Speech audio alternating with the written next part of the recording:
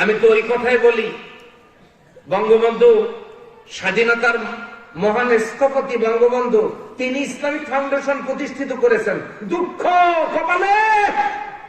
অথচ সেই বঙ্গবন্ধুর দলের কর্মীরা কোরআন, হাদিস, তাফসীর এগুলো পড়ে,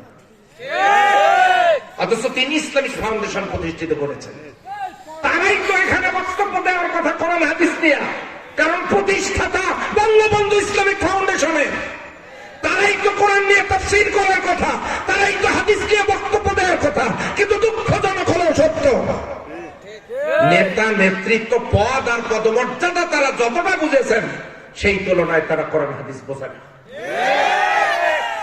মনে কষ্ট নিয়েন না, উনি প্রতিষ্ঠিত করেছেন তো পড়ার জন্য, কথা বলেন ঠিক কিনা?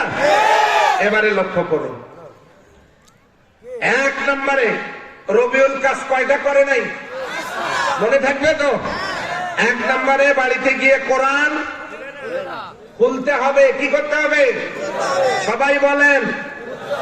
2 নম্বর, 3 নম্বর, জি না, 1 নম্বরে খুলতে হবে, 2 নম্বরে পড়তে হবে, 3 নম্বরে বুঝতে হবে, 4 নম্বরে মানতে হবে, 5 নম্বর এই কাগজের পাতায় কোরআন যদি কিয়ামত পর্যন্ত ছাপানো থাকে,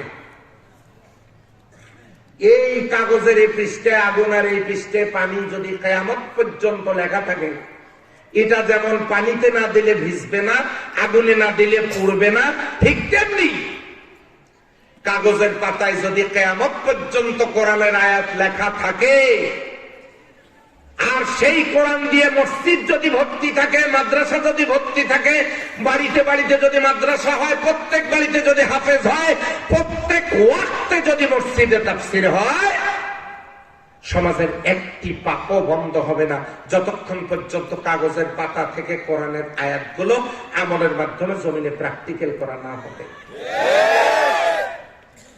এই কাগজে আগুন পানি লেখা, এটা প্র্যাকটিক্যাল করতে হবে। ভিজানোর জন্য কোথায় দিতে হবে? পোড়ানোর জন্য কোথায় দিতে হবে?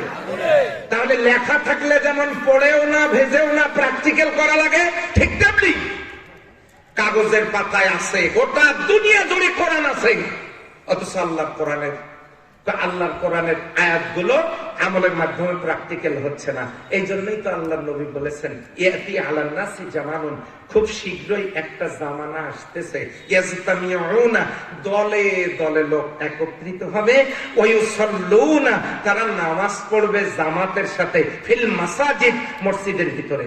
দলে দলে লোক একত্রিত হয়ে মসজিদের ভিতরে জামাতের সাথে নামাজ পড়বে, ওয়ালাইসা ফীহিম মুমিন, এদের মধ্যে একজনও মুমিন থাকবে না। এটা কিন্তু প্র্যাকটিক্যালি ব্যাপার না। বাড়িতে যাবেন আর চিন্তা করবেন, সবার বাড়িতে কোরআন আছে, আছে, সবার বাড়িতে কোরআন আছে, কিন্তু আমরা কোরআন খুলি না, পড়ি না, বুঝি না, মানি না। কাগজের পাতা থেকে সেই লেখা কোরআনের আয়াতগুলো আমলের মাধ্যমে প্র্যাকটিক্যালও করি না, ফলে সমাজের টাই দিয়েও ভালো হচ্ছে না। আমরা যা করতেছি সেটা কার মতো? রবিউলের মতো। হ্যাঁ, তাহলে রবিউলের মতো আপনারাও চাচ্ছেন জসিম মরে যা? হ্যাঁ, চাচ্ছেন, আপনারাও চাচ্ছেন এই সমাজ থেকে ইসলাম চিরতরে বিদায় নিয়ে চলে যাক। কিভাবে চাইলেন? ওই যে আপনি কোরআন খোলেন না, একদল খোলে, হাফেজেরা খোলে, দ্বিতীয়ত পড়ে, 3 নম্বরে ওনারা আবার বোঝেন না, তো আল্লাহর কোরআন খুলতে হবে, পড়তে হবে, বুঝতে